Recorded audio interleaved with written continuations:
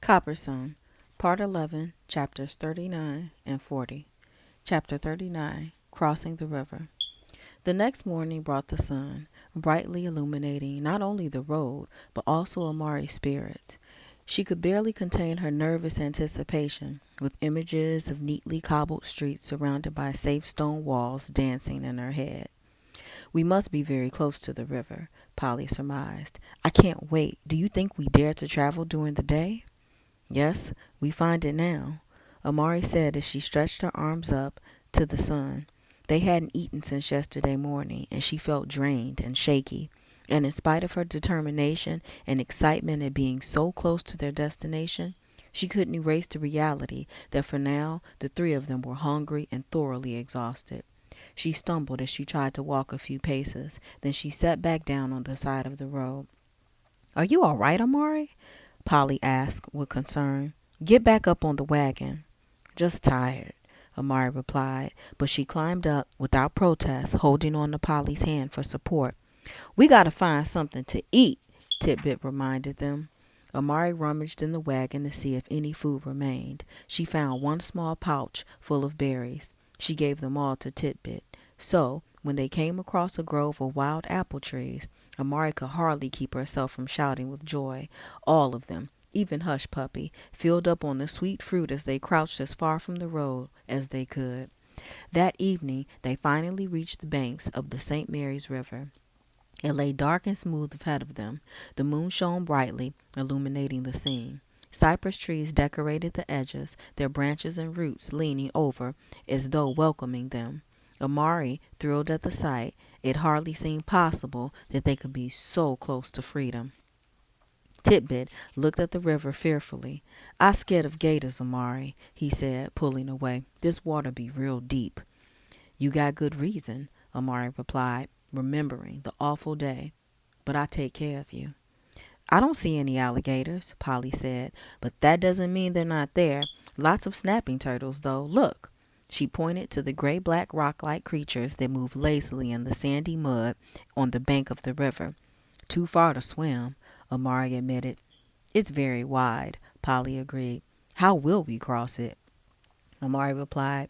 We come too far to stop now. She could see flickering lights in the distance, indicating settlements or garrisons of soldiers or maybe Fort Most. Her heartbeat quickened. We need a boat, Polly replied. The horse, which had been eating the soft greens that grew by the riverside, whinnied softly. He shook his thick mane and ventured into the shallows to drink. Can horse swim? Amari asked with sudden inspiration. Polly looked dubious. Sure, but the river looks awfully wide.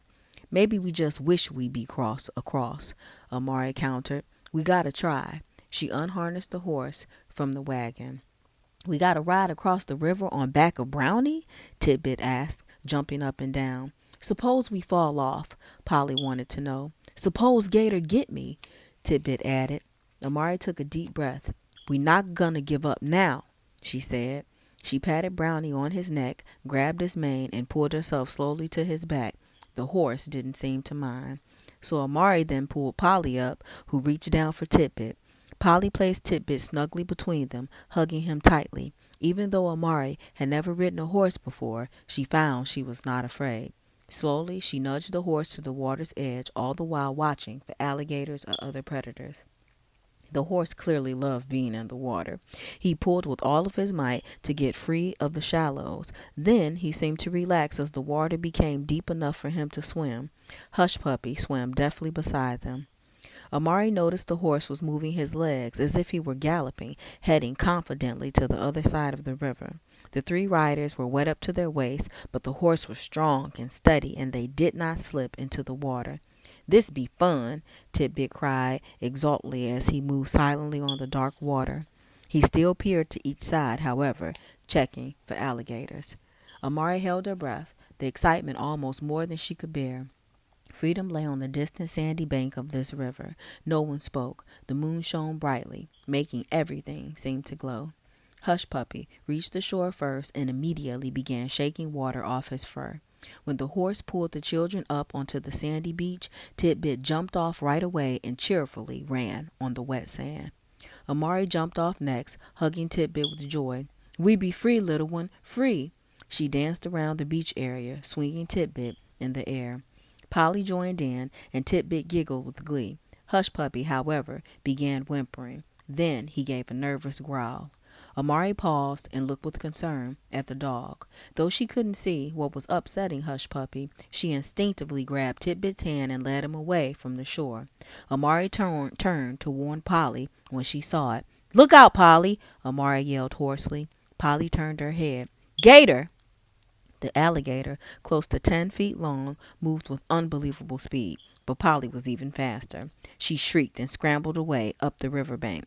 The sound of the alligator's jaws snapping together on nothing but air encouraged all three of them to run wildly into the edge of the woods. Breathing heavily, Polly asked, "Is it gone?" "It be gone," Amari said as she looked back to where they had run from and scanned the water's edge. "Gators not go far from water." "I be so scared I almost pee," Titbit admitted. Safe and feeling truly free, the three travelers sat down on the ground and laughed and laughed and laughed. Chapter 40. Time to Meet the Future. They slept the rest of that night under a tangle of branches that might have been left by a storm. They woke to warblers singing, making melody with the red and black woodpecker that tapped a beat on the trunk of a tree. Amari stretched, then announced, "Today we go to find Fort Most. It is time." "We gonna find food there?" Titbit asked, rubbing his tummy.